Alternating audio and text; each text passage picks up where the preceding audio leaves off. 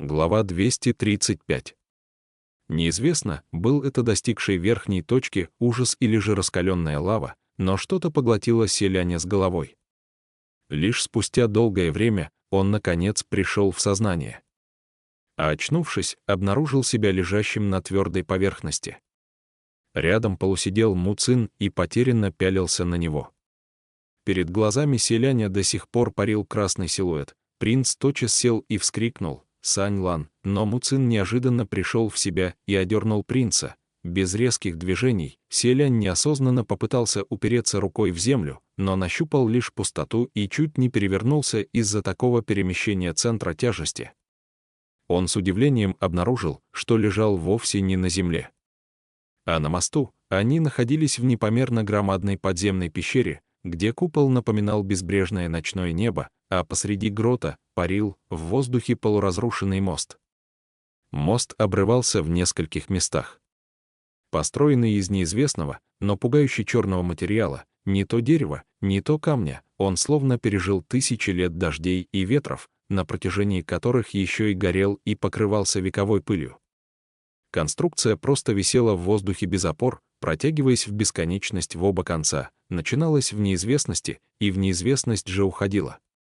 Где-то полотно расширялось до 3 чжанов, где-то сужалось так, что пройти по мосту мог только один человек.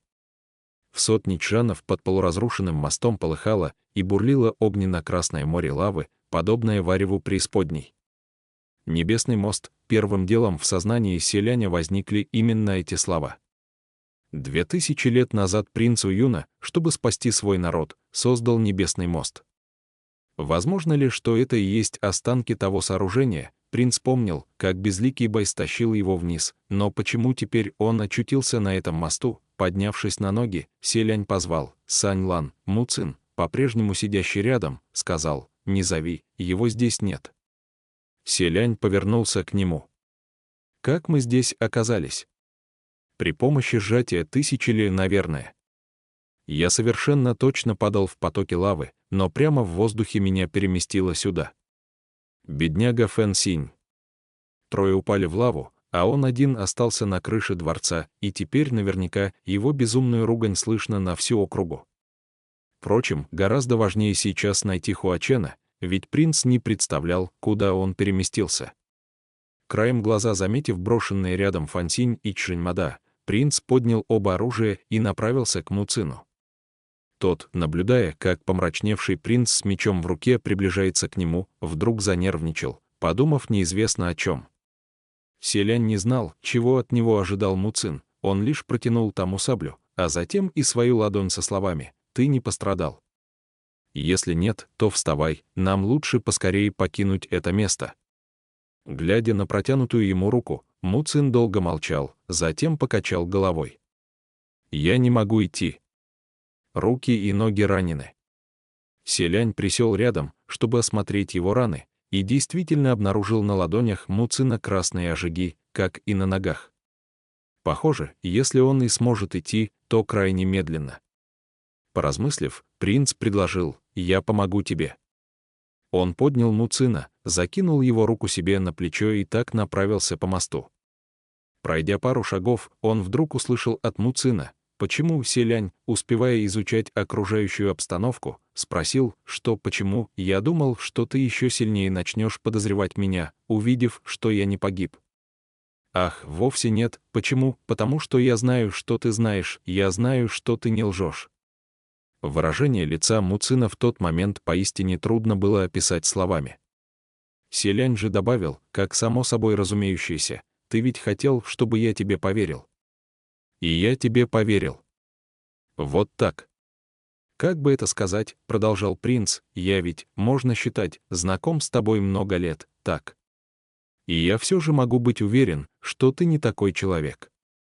Я и раньше говорил, что ты, возможно, плюнешь другому в стакан, но чтобы подсыпать яд, ты бы так не поступил». Дослушав до половины, Муцин как будто чуть растрогался, однако в конце снова сделался чернее тучи. «Забудь об этом сравнении, серьезно, забудь, прекрати его упоминать. Плевать кому-то в стакан я бы тоже не стал, это просто отвратительно», — селянь махнул рукой. Не обращай внимания на подобные детали. К тому же, если даже случилось невероятное, моя неудача достигла апогея, и я ошибся в тебе, тебе не одолеть нас вдвоем с Саньланом. Один удар, и ты труп, какая из тебя угроза, ха-ха-ха, Му Цин пробормотал, ты это специально, да. Всеми силами стараешься разозлить меня до смерти, КХМ, я пошутил. В общем, Селянь перестал смеяться, схватил Му Цина покрепче за руку и перевел взгляд вперед. Если Цюнь-У в самом деле надел на тебя проклятую кангу, потому что ты отказался от злонамеренных действий, я не могу позволить, чтобы ты заплатил дурную цену за свой поступок. Он спокойно добавил, потому что ты поступил правильно. Му Цин долго смотрел на принца, после чего процедил сквозь зубы, «Селянь, ты поистине, принц перебил, оставь. Думаешь, я не знаю, какого ты обо мне мнения? Сейчас мне приходится тебя нести, так что не произноси речей, которые заставят меня захотеть сбросить тебя в лаву». Му Цин хмыкнул, «Знаешь, что я о тебе скажу, и все равно меня спасаешь. Мы друг друга стоим. Я спасаю тебя лишь потому, что следую своим привычным принципам, и все. К тому же, пусть тебя в некоторых вопросах довольно трудно понять, раньше я и правда очень хотел поколотить тебя. Но тогда мне это не удалось, а по прошествии стольких лет желания уже не возникает. И все же, какой бы труднопостижимой личностью ты ни являлся, как бы мне не хотелось ударить тебя, ты не заслуживаешь смерти за свои ошибки. И если есть шанс на спасение, я им воспользуюсь». Му Цин, будто пытаясь выплеснуть гнев, несколько раз насмешливо фыркнул, помолчал немного и заговорил, «Ваше Высочество, вообще-то я». Прямо в тот момент мост под их ногами просел вниз, и оба мгновенно переменились в лице. Раненый Му Цин не успел бы ничего предпринять, но ему повезло, что Селянь по-прежнему сохранял свою божественную скорость. Принц оттолкнулся ногой и прыгнул, легко опустившись в 3 чжанах впереди. Оглянувшись, они увидели, как часть моста, где они только что стояли, с треском раскололась и рухнула вниз. Бах! Черное полотно погрузилось в алый бурлящий поток из преисподней, и озлобленные духи, которые уже долго ждали своего часа, потянули сотни рук и принялись, отталкивая друг друга, забираться на черные обломки, словно таким образом хотели сбежать из моря страданий. Но их оказалось слишком много, обломки моста не могли выдержать всех и вскоре потонули в лаве.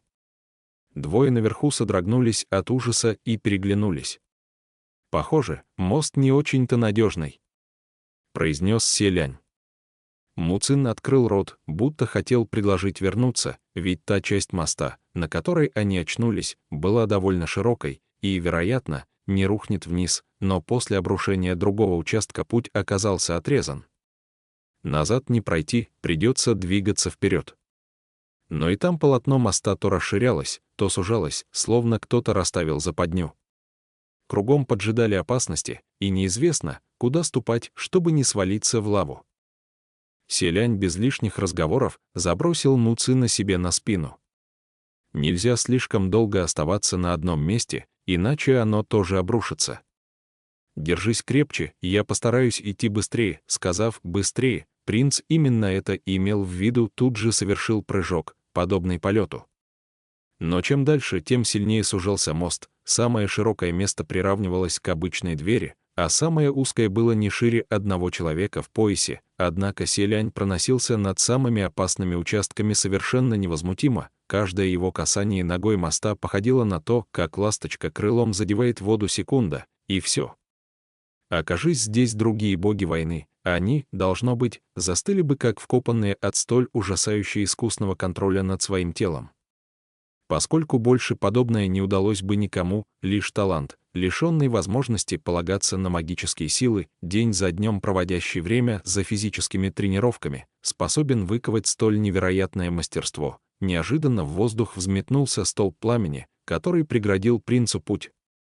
Если бы не поразительная реакция Селяня, их обоих поджарило бы этим огнем. Принц с Му Цином посмотрели вниз.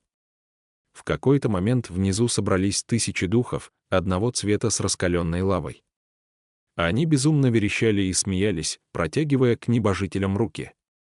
Столб пламени подняли именно эти существа, объединив усилия. От этих звуков у Селяня и Муцина заболели уши. Последний спросил, что они кричат. Селянь пробормотал: «Спускайтесь и умрите здесь, вместе с нами». Муцин перевел на принца потрясенный взгляд. «Ты все понимаешь? Они ведь говорят на языке Уюна». Селянь кивнул. «Да, это люди государства Уюн, упавшие в лаву после обрушения небесного моста. Берегись, не дай им себя зацепить. Они тащат вниз все, что увидят. Это действительно останки того самого моста. Стащив живых вниз, они обретут покой, нет. Это им не поможет. Духи никогда не обретут покоя. Просто им нравится видеть, как других постигла та же участь.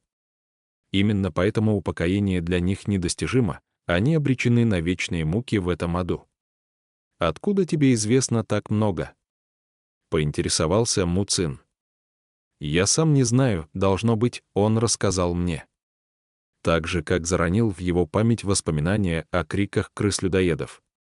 Озлобленные духи, похоже, остались недовольны тем, что двое так и не упали к ним в лаву, поэтому, как заговорщики, собрались вместе и принялись шептаться, взявшись за руки, явно вновь собираясь атаковать. Селянь тут же бросился на утек, ведь новый столб пламени не заставил себя ждать, продолжая разрушать мост, от которого и так почти ничего не осталось. Но нельзя же было им лишь уклоняться, не атакуя в ответ. И Селянь тоже попытался направить вниз удар магическими силами, коих, однако, осталось не так много, и атака не долетела до цели. Магических сил Муцина хватило на более дальний удар, но все же тот промахнулся совсем немного. Уже несколько столбов пламени едва не обожгли им пятки, а духи сгрудились в целый отряд, поражающий своей мощью, и теперь то и дело хихикали и показывали на божеств пальцем, явно взбудораженные до предела. Твари словно наблюдали за представлением, где главным героям каждый раз удается спастись от смерти, а преследователи ничего не могут с этим поделать, остается лишь терпеть обиду и хрустеть суставами от ненависти. Держась за спину Селяня, Муцин несколько раз напряженно выдохнул, скрипя зубами, словно принял какое-то очень трудное для него решение, и хрипло проговорил: «Довольно, ваше высочество». «Селянь, оставь меня здесь, Селянь», не прекращая лететь вперед, бросил ему: «Что ты такое говоришь? Ты ведь так ценишь жизнь и страшишься смерти. Ты не из тех, кто способен сказать подобное». У Муцина на лбу вздулись вены, он съязвил: «Вот уж прости, что я так сильно ценю жизнь и страшусь смерти. Но тут кругом одна погибель. И пока я не передумал, лучше тебе поскорее бросить меня. Прекрати дурачиться. Не говори ничего, ты меня отвлекаешь. Сейчас самое главное, как можно быстрее убраться с этого моста». Никто не собирался дурачиться. Если это и правда небесный мост, черт его знает, сколько еще придется бежать. Рано или поздно они тебя собьют. Оставь меня, я прикончу этих темных тварей, а ты уходи». С такими словами Муцин легонько ударил Селяня по плечу, взлетел и опустился на мост позади принца. Селянь обернулся и шагнул в его сторону, но Муцин предупредил: «Не подходи, мост слишком узкий. Приблизишься, упадем оба». Селяню пришлось замереть. Муцин хмыкнул и добавил: «Ты все верно сказал, мы друг друга стоим. Тебе трудно меня понять, но и мне тебя понять нелегко». Он посмотрел Селяню в глаза. «В такой момент я выскажусь прямо. У меня сложилось не самое лучшее мнение о тебе. Об этом вообще-то мне давно известно». Муцин ехидно протянул: «Правда. А известно ли тебе, что мне часто казалось, будто ты в жизни опираешься лишь на свое происхождение, на свой статус наследного принца, да еще на удачу, но на самом деле ты не намного сильнее меня. Еще мне казалось, что ты любишь делать добро на показ, а потом наслаждаться похвалой и одобрением. Ты даже помог мне именно по этой причине, идеальная возможность проявить сострадание и милосердие. Сказать по правде, некоторые из подобных мыслей я до сих пор не в состоянии выкинуть из головы. И, наверное, никогда не смогу. Мне удается подавлять их ненадолго, но рано или поздно они вновь выходят на свет». Селянь не знал, что ему делать, неловко посмеиваться или придумать что-то еще, поэтому сказал: «Наверное, не стоит вдаваться в такие подробности в моем присутствии». Однако следующая фраза Муцина оказалась неожиданной: «Но большую часть времени я все же восхищался тобой». Селянь застыл. Муцин, справляясь с неловкостью, выдавливал слова, будто кто-то заставлял его говорить, схватив за горло. «Наверное, это вполне нормально. Ты действительно весьма силен. И как человек, ты лучше меня. В общем, я очень хотел стать твоим ДД-другом». Селянь никогда даже представить не мог, что ему однажды удастся услышать подобное из уст Муцина. Пусть тот заикался, говорил нехотя и без эмоций, это звучало настолько прямо и искренне, настолько по-человечески, принц невольно округлил глаза. «Ты, Муцин же», выдавив, наконец, несколько фраз сквозь зубы, выдохнул: «После падения государства Синьлэ, неважно, кто был прав, кто виноват, и насколько мне самому было нелегко, с той поры и до сегодня я задолжал тебе извинения». Селянь перебил: «Все давно в прошлом, забудем об этом. У нас есть более важное дело, давай поскорее уйдем отсюда». Муцин повысил голос. «Он сказал мне, что если на меня падут подозрения, ты, даже понимая в душе, что я невиновен, не станешь меня спасать, пустишь все на самотек. Потому что ты ненавидишь меня и ни за что мне не поверишь». Он. Селянь понял, кто этот он, о котором говорит Муцин. Я отказался ему помогать, но все же сказанное им не раз посещало мои мысли. Я все время считал, что ты в душе ненавидишь и презираешь меня, поэтому я постоянно. В общем, хорошо, что ты не думал так по-настоящему». В воздух поднялся еще один столб пламени. Селяню пришлось отступить на несколько шагов, чтобы увернуться, и принц оказался еще дальше от Муцина, который, словно преисполнившись гнева, нанес мощный удар ладонью о поверхность моста. Зрачки Селяня сузились. «Что ты делаешь?» Случившееся далее не вышло за рамки ожиданий, участок моста провалился и вместе с Муцином рухнул вниз. Тот в полете крикнул: «Помогаю тебе избавиться от этих тварей». Обломок моста упал в лаву, подняв высокую волну. Духи, сперва радостной гурьбой приготовившиеся тащить Муцина к себе, разлетелись в стороны от мощного магического удара. Раздались их удивленные завывания, а Муцин, стоя в центре обломка моста и окруженный самым ярким божественным сиянием, на которое был способен, холодно усмехнулся: «Вам, горстки никчемных тварей из грязной канавы, нравится играться подземным огнем. Я пришел составить вам компанию, так не разбегайтесь же, теперь тварям наконец не увернуться от его атаки». Муцин огненно-красными ладонями устроил бешеную зачистку озлобленных духов, наубивался всласть, да так, что остальные твари, которые изначально наблюдали за действом снизу, с криками кинулись в рассыпную и поплыли кто куда. Рукава и полы одежды Муцина занялись огнем, а Селянь, лежа на полотне моста наверху, крикнул ему: «Муцин, как высоко ты сможешь допрыгнуть?» Муцин заорал в ответ: «И откуда так много бесполезной болтовни? Почему ты еще здесь?» Селянь объяснил: «Дело не во мне. За всю жизнь я в кои-то веки услышал от тебя человеческую речь, а потом ты свалился вниз. Как, по-твоему, я могу уйти?» Муцин разъярился. Что значит «в кои-то веки услышал человеческую речь»? Он запнулся, почувствовав, как обломок моста под ногами глубже погрузился в лаву. Оба, и Муцин, и принц, переменились в лице. В этот раз он в самом деле сгинет на дне бассейна с лавой, и его кости обернутся струйкой дыма. Секундой ранее Муцин был полон воодушевления, теперь же сделался мертвенно-бледным.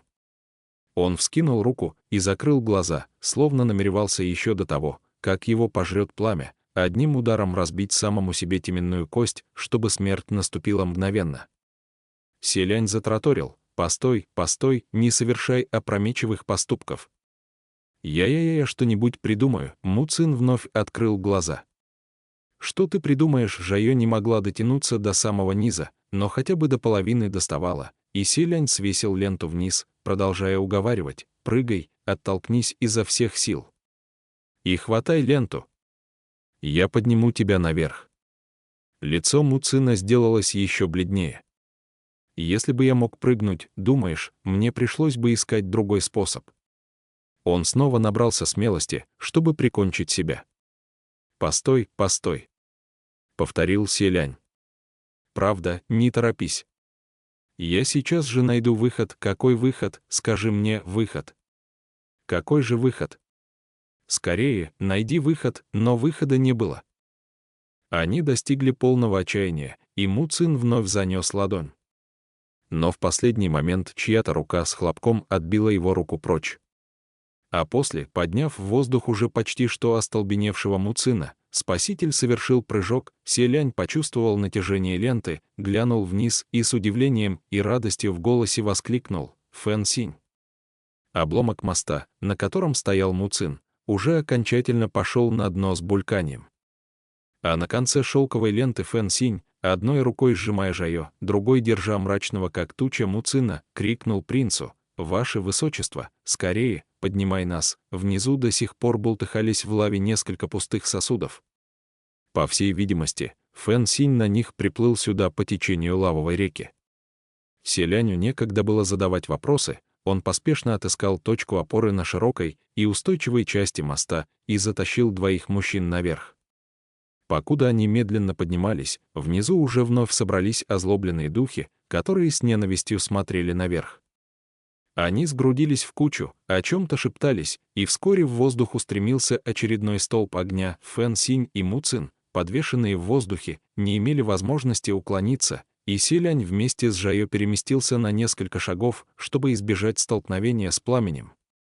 Но в других местах мост не был таким устойчивым и широким, поэтому после принцу пришлось возвратиться на прежнее место. Фэн Синь, которого чуть не задело огненной атакой, разразился бранью: «Что за дерьмо собачье там внизу? Коварные твари выбрали момент, когда мы в опасности. Да имел я все ваше семейство», — Селянь добавил, «все их семейство выглядит подобным образом, ты уверен, что хотел бы их поиметь?» Но твари не унимались и злобно захохотали, похоже, готовясь к новой атаке.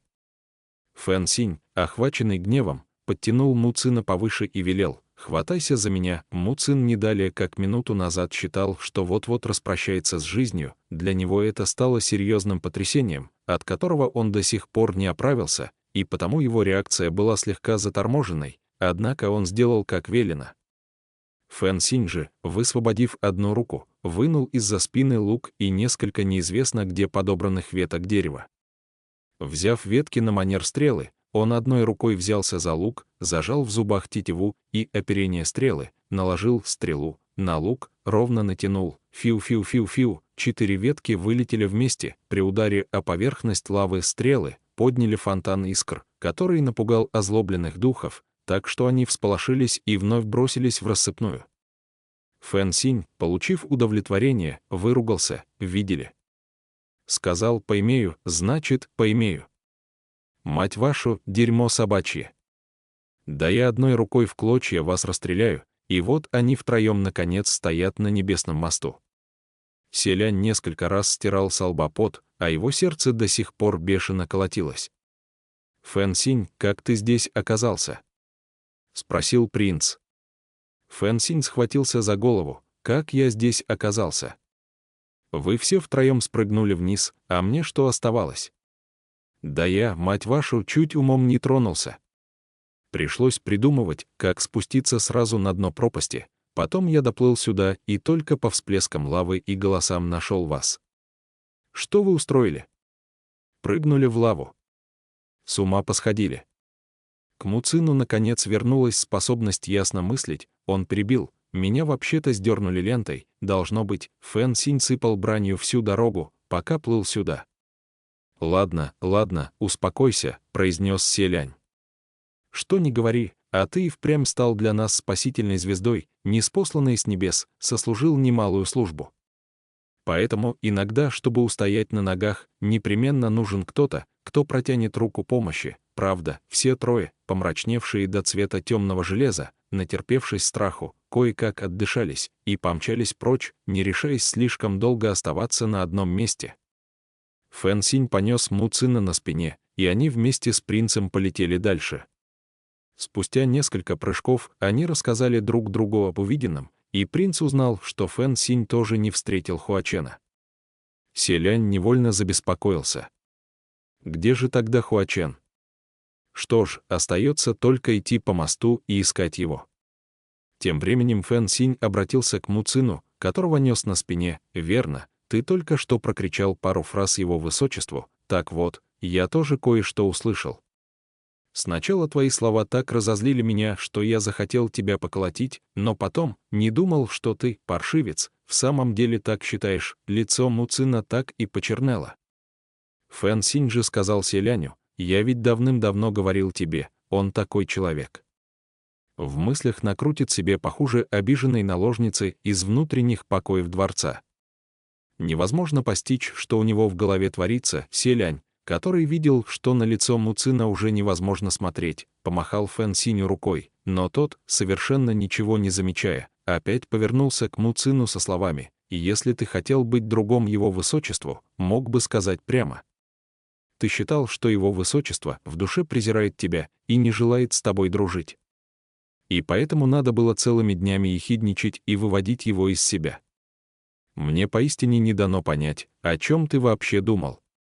Селянь, смирившись, махнул рукой. Он с малых лет был таким. Довольно об этом, видишь, у него уже все лицо покраснело. Му Цин, не в силах больше это терпеть, заорал на них: «Вашу мать, да вашу ж мать! Вы двое не могли бы заткнуться?» Селянь заметил: «Ты, кажется, перепутал слова и начал говорить реплики Фэн Синя. И еще так браниться неприлично, не находишь, Фэн Синь? Ты же сам сказал, что хотел бы стать ДД другом его высочеству». Он еще и специально изобразил, как Му Цин выдавливал те слова сквозь зубы, и потому запинался. От этого лицо Му Цина сделалось просто зверским, а рука незаметно потянулась к сабле за спиной. Но Фэн Синь добавил: «Ладно, теперь ты наконец высказался. В любом случае, запомни одно: его высочество в душе никогда не думал про тебя ничего дурного, но кроме того раза, когда ты поступил чересчур по-свински и вывел его из себя. Впоследствии же он не сказал о тебе ни одного плохого слова при мне. А ты впредь веди себя как нормальный человек, нормально говори и нормально выражай свои мысли. А если опять начнешь ехидничать, я осыплю тебя бранью».